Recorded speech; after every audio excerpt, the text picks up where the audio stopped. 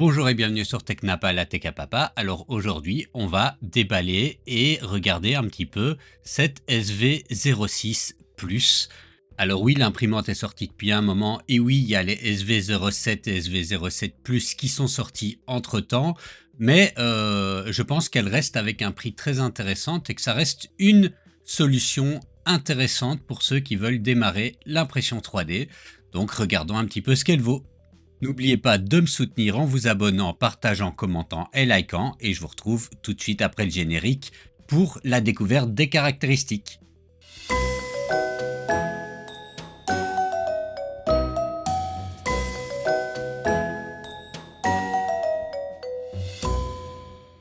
Bon, alors commençons par regarder les caractéristiques de cette imprimante. Je le disais en introduction, elle a quand même des caractéristiques qui sont très intéressantes pour une imprimante, surtout pour une imprimante pour débutants. Alors, premièrement, et ça je le sais d'expérience, elle est assez facile à construire et à maintenir, hein, et à entretenir.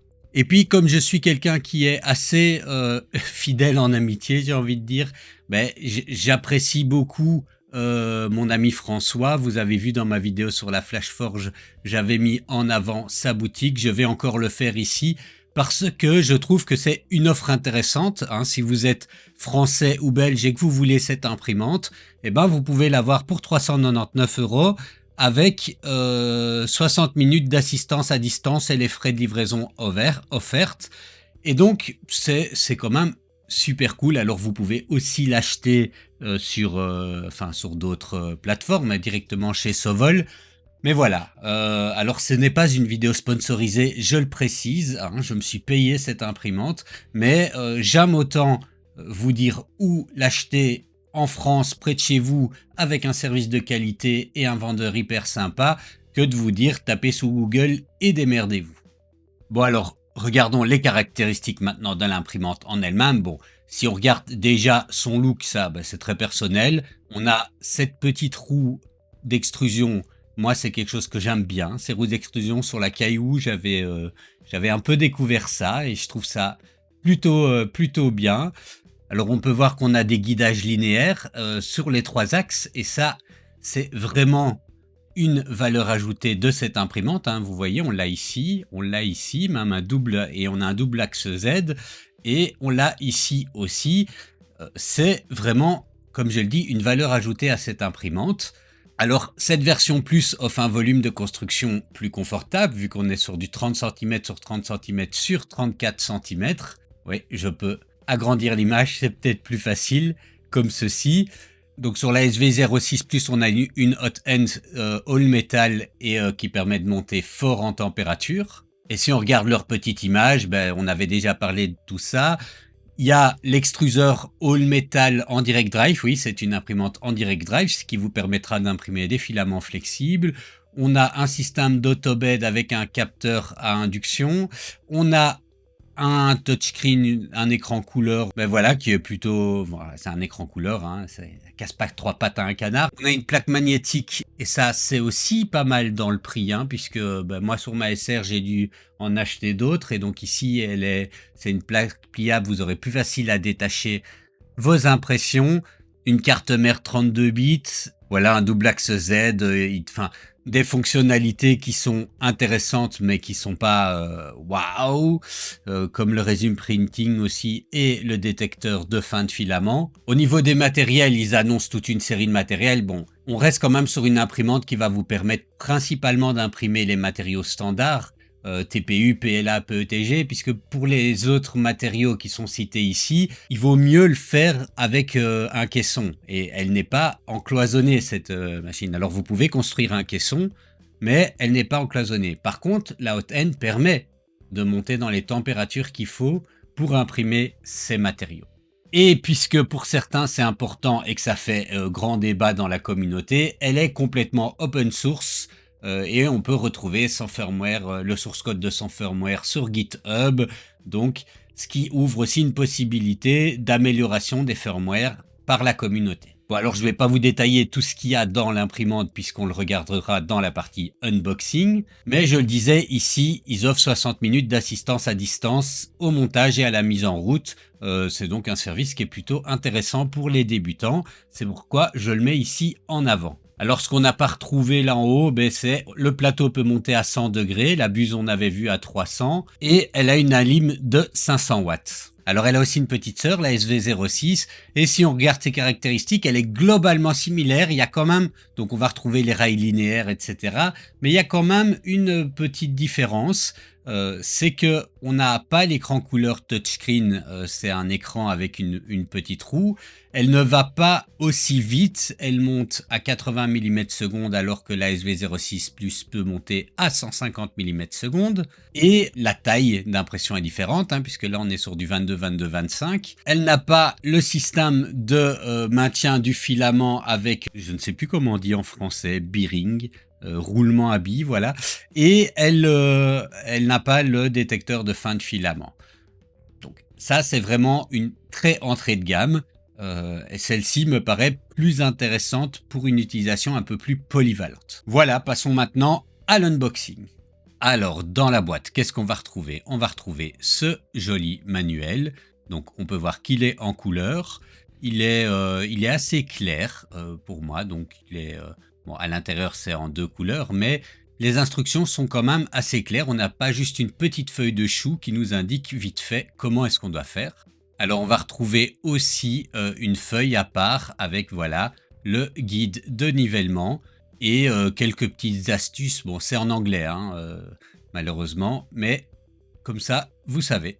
Bon, un échantillon de filaments, s'il y a 200 grammes, c'est du blanc, voilà, c'est du PLA, c'est un peu radin, mais c'est déjà pas mal. Alors, on a une petite boîte avec différents accessoires et outils fournis. Et ce qui est intéressant de noter, c'est que tous les sachets sont notés comme ça, par étape. Ouais, si je ne les fais pas tomber. Tous les sachets sont notés par étape, donc c'est plus facile pour le montage. On a également une buse de rechange et une carte SD avec un adaptateur USB, une petite clé, les pièces pour le support de bobine et pour attacher l'écran, et le câble d'alimentation. Alors dans la boîte, on va retrouver l'écran qui est plutôt bien emballé. Hein, vous voyez ici dans un petit film antistatique et le bloc d'extrusion qui vient jouer à cache-cache, voilà, caché comme ceci. On peut voir quand même que c'est un beau morceau, il est assez imposant et donc moi j'aime beaucoup ce système de petits trous, voilà, avec le petit logo de la marque. On retrouve aussi le bras pour le porte-bobine avec le détecteur de fin de filament. Dans le dessous de la boîte, on va retrouver le portique, hein, vous voyez, comme ceci, il a une certaine taille et donc on a ici des rails linéaires et des tiges filetées pour le moteur de l'axe Z, qui est un double moteur d'ailleurs. Et enfin la base, hein, et comme vous pouvez voir, il n'y a pas grand chose à monter puisqu'il va juste falloir assembler la base et le portique. Alors la lime, c'est un bloc externe comme celui-là, hein, dans lequel on va venir brancher le câble et qu'on vient brancher à l'imprimante. Et donc voilà, hein, maintenant que on a toutes les pièces qui sont détachées, eh ben, vous pouvez voir, c'est très simple. On a la base dans laquelle on va fixer le portique et 2-3 éléments, hein, voilà, si le câble veut bien ne pas s'en mêler. Et passons tout de suite au montage. Alors la première étape du montage, c'est de venir aligner parfaitement, hein, en venant descendre un petit peu puis remonter totalement l'axe X. Ensuite, on prend ce petit sachet, hein, écrit étape 1, oui, puisque l'autre première étape n'était pas une étape de montage à proprement parler. Et on va venir fixer le portique. Alors il y a 4 vis à mettre, c'est vraiment pas sorcier.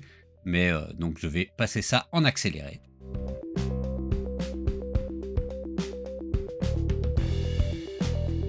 Alors, une fois que c'est fait, on va venir fixer ici la lime. Et donc, elle vient se mettre sur le côté droit arrière de la machine. Pour ceci, on a besoin des vis qu'on va retrouver dans le sachet étape 2.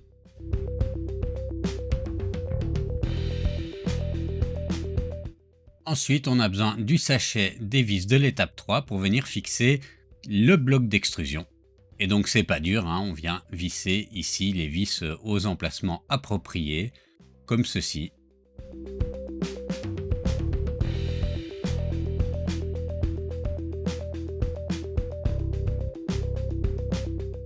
Ensuite, on vient fixer le boîtier de contrôle à l'arrière de la machine. Donc ça, c'est vers l'arrière gauche. C'est encore pas très compliqué, hein. Il y a un petit détrompeur. On le déverrouille. On peut mettre le panneau. Et puis on le resserre.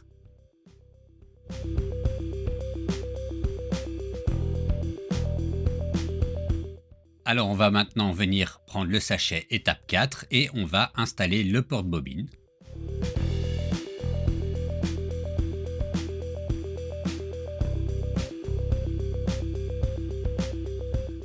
Et voilà, le porte-bobine est installé, on peut voir qu'il roule bien avec le roulement à billes. Alors maintenant, on va s'occuper de l'écran. Donc là, on a le petit support pour écran qu'on vient juste devoir visser sur le côté.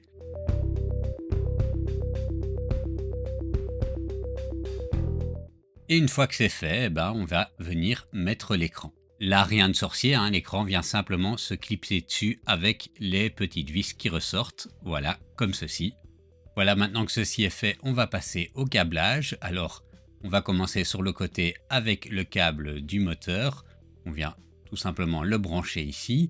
Et puis, on va soulever un peu l'imprimante et aller chercher le petit câble en dessous qui est le câble pour l'écran. Donc, on peut le faire passer comme ceci et on vient le fixer dans l'écran.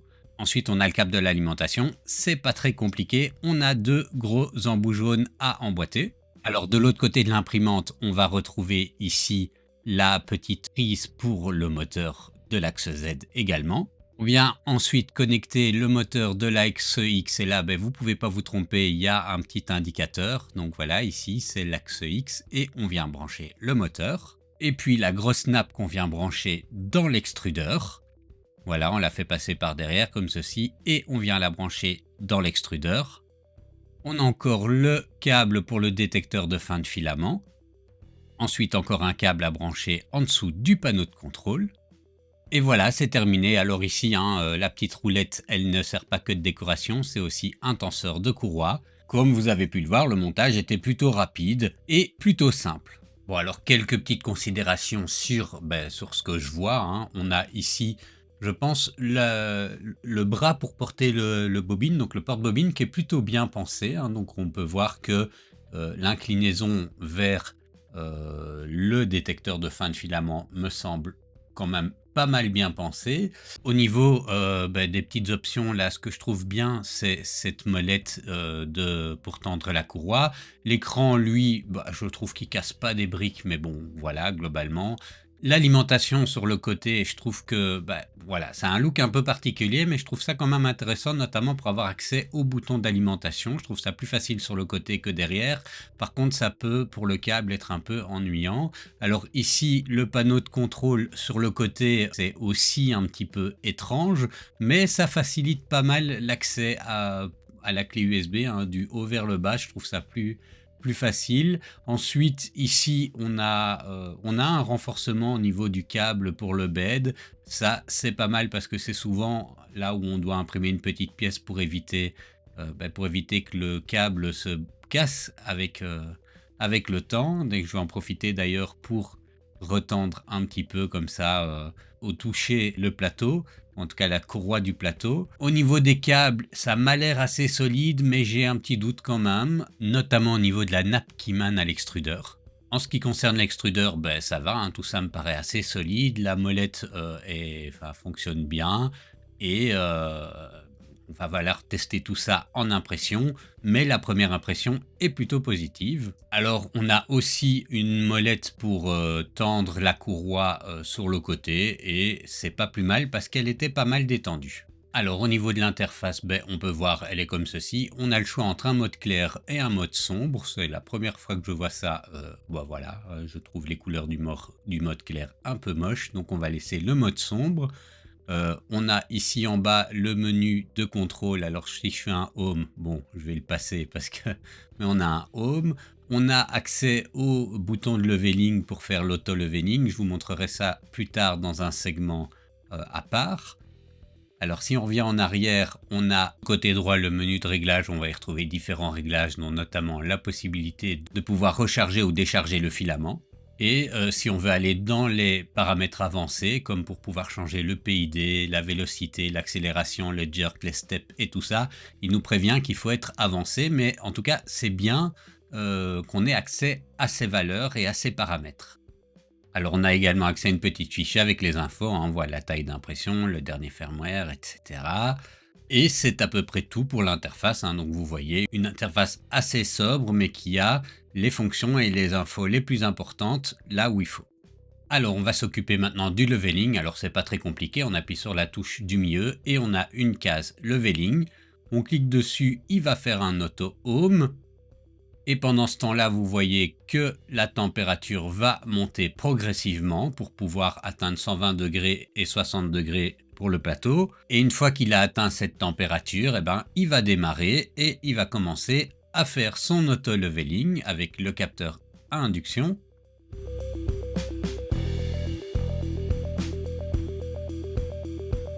Et pour ça, c'est le coup classique, on met la feuille en dessous de la buse, on frotte légèrement, enfin on fait des petits allers et des retours légers avec la feuille jusqu'à ce qu'elle commence à gratter et on diminue ou on monte la buse avec le menu qu'on voit à l'écran où on fait -Z avec une valeur de 0,01 ou 0,1 et on monte et on diminue comme ça doucement jusqu'à ce qu'on ait la valeur idéale, c'est-à-dire la valeur avec laquelle la buse gratte légèrement la feuille sans pour autant la bloquer.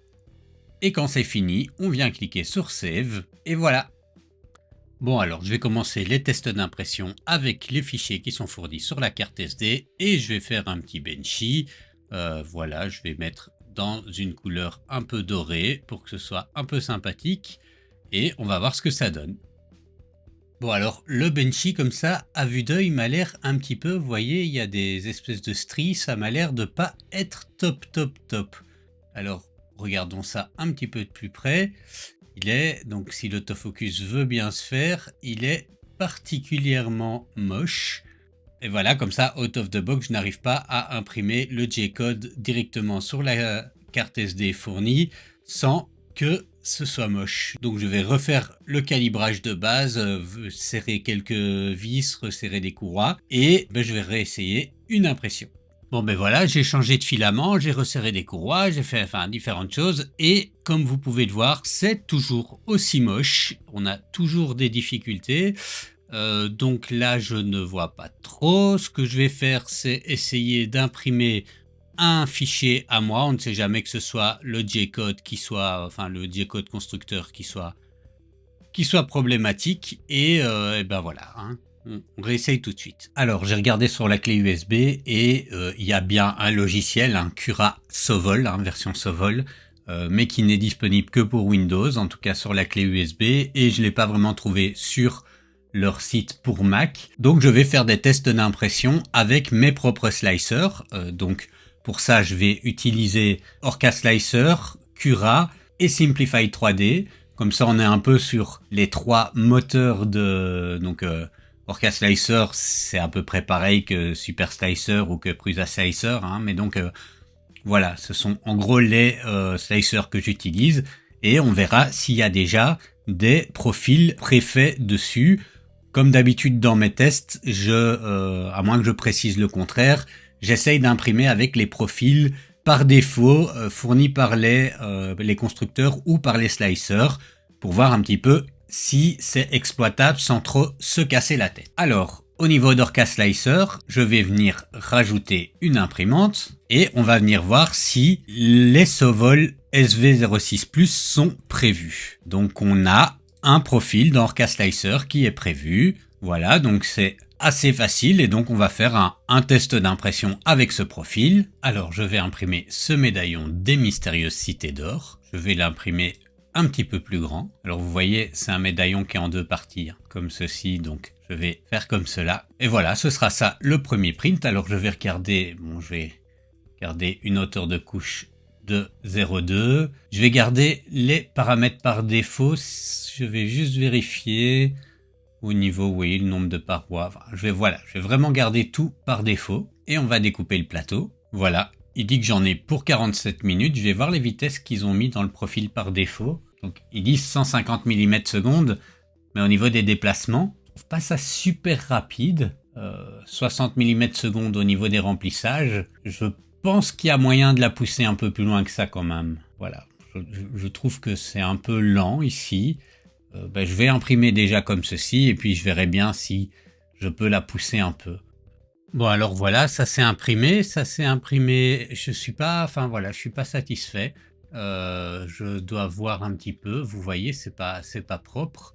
Et ici non plus, hein, c'est un peu, enfin, il y a des problèmes d'extrusion, il y a des petits problèmes de vaguelettes, c'est vraiment pas propre. Donc je vais essayer de voir ce que je peux, parce qu'avec les Benchy c'était pas terrible non plus. Donc je dois avoir un problème de calibration quelque part. Je vais refaire toute la procédure de calibration et je retesterai. Bon alors, j'étais pas très satisfait du résultat, vous l'avez vu avec le profil de base. Et en plus, il y avait manifestement quelques petits problèmes de réglage à la machine. Alors j'ai cherché tout ce que je pouvais, je n'ai vraiment pas trouvé. J'avais vraiment un très mauvais résultat. Donc j'ai recommencé, enfin j'ai redémonté complètement la machine. Je l'ai remontée, j'ai refait toute la calibration. Et puis ça marche. Donc j'imagine que j'ai dû faire un truc que je ne devais pas faire au montage enfin, je ne sais pas, je ne m'explique pas. En tout cas maintenant, j'ai un beau résultat comme ça devrait être dès le début. En tout cas sur les Benchy avec les J-codes qui sont fournis par l'entreprise. On va donc maintenant, voilà, je vais pas refaire le petit médaillon. Je vais essayer d'imprimer quelque chose d'un tout petit peu plus audacieux. Et ce sera donc ce support pour USB. Donc on peut mettre des clés USB, des micro SD, voilà, d'inspiration steampunk, que je peindrai certainement à la cire métallique ou à la peinture, je sais pas encore. Et donc voilà, je vais essayer ceci. Il y aura des parties à mon avis qui nécessiteront un supportage, notamment ici à l'intérieur. Je vais mettre le support automatique et je vais voir ce qu'il en dit. Je vais mettre un support arborescent automatique et puis on verra bien, hein. Bon là je trouve qu'il supporte un petit peu beaucoup trop. Je pense qu'il y a pas mal de choses qu'il pourrait faire sans ça. Donc je vais plutôt mettre des supports peints.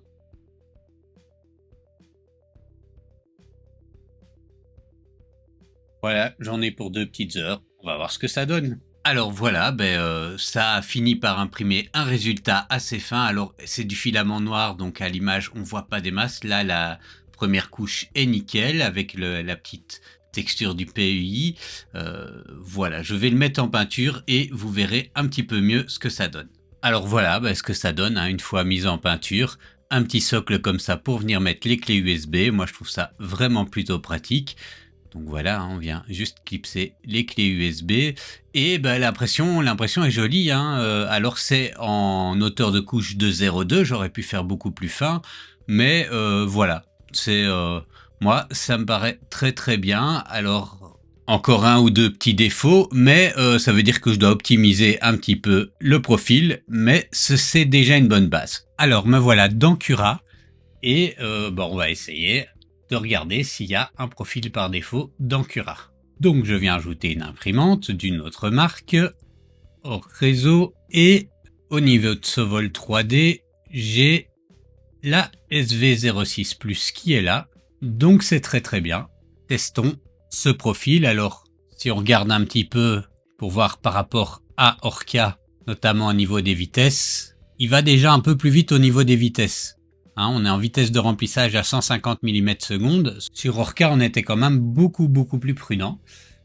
Voilà, faisons une impression pour un test. Et je vais imprimer comme ça ce Totoro sans support. Et je vais imprimer ce Totoro sans support avec du filament noir. Et je le peindrai de toute façon après. Je laisse les paramètres par défaut et je vois ce que ça donne. D'après lui, j'en aurai pour 6 heures d'impression et 51 grammes de filament dans une qualité de 0,2. Donc voilà, ça s'est imprimé vraiment sans aucune difficulté. Il est, alors je sais pas si on le voit bien, mais il est vraiment sympa. Il est le profil, pour moi pour le moment, le profil de Cura était celui qui fonctionnait le mieux du premier coup. Voilà, il y a toujours des ajustements à faire, mais je suis quand même satisfait de la qualité du profil par défaut de Cura. Bon alors pour le dernier test et pour voir un peu ce qu'elle vaut, on va essayer d'imprimer avec Simplify 3D. Alors dans Simplify 3D, vous le voyez ici dans l'assistant de configuration. Bon, moi je l'ai déjà configuré, mais nous avons la SV06 Plus qui est déjà intégrée dans la dernière version de Simplify 3D. Donc je vais maintenant importer un modèle et ce sera cette Geisha Cyberpunk qui vient du dernier drop de STLFlix et son buste. Alors je vais laisser les paramètres par défaut, juste vérifier ici quelque chose. Je vais utiliser une jupe. Au niveau des remplissages, je vais mettre à 15%, un remplissage en gyroïde et on va lui faire mettre les supports par défaut. Voilà, je vais lui faire des supports automatiques comme ceci. Et j'en ai pour 27 heures et 17 minutes. Bon alors, je dois avouer que le profil par défaut de Simplify 3D ne me satisfait pas. Vous pouvez voir, alors c'est peut-être le filament, mais c'était une bobine que je viens d'ouvrir. Mais voilà, il y a... Bon, les supports ont déjà pas tenu au moment de l'impression. Et tout n'est pas nickel, nickel, nickel. Alors je vais retirer les supports et on va voir un petit peu ce que ça donne. Donc voilà, avec, bon, il me reste un petit support, mais globalement les supports retirés, on peut voir qu'il y a un petit dégât au niveau des cornes et ici en dessous, ben, c'est pas le supportage n'était pas nickel. Donc voilà, hein, ça c'est pas la qualité de l'imprimante, c'est vraiment au niveau des paramètres de slice. Donc le profil par défaut, vous avez vu, je n'ai pas du tout bougé et ça n'offre pas une qualité satisfaisante. Donc pour cette vidéo, je ne vais pas m'amuser à aller beaucoup plus loin. Hein. L'idée, c'est de tester les profils par défaut. On a pu voir qu'avec d'autres slicers, ça marchait très très bien et avec Cura, on avait un beau résultat. Alors au moment où j'enregistre ceci, c'est-à-dire en voix off après, j'ai eu l'occasion de réimprimer d'autres modèles et ça s'est très bien passé.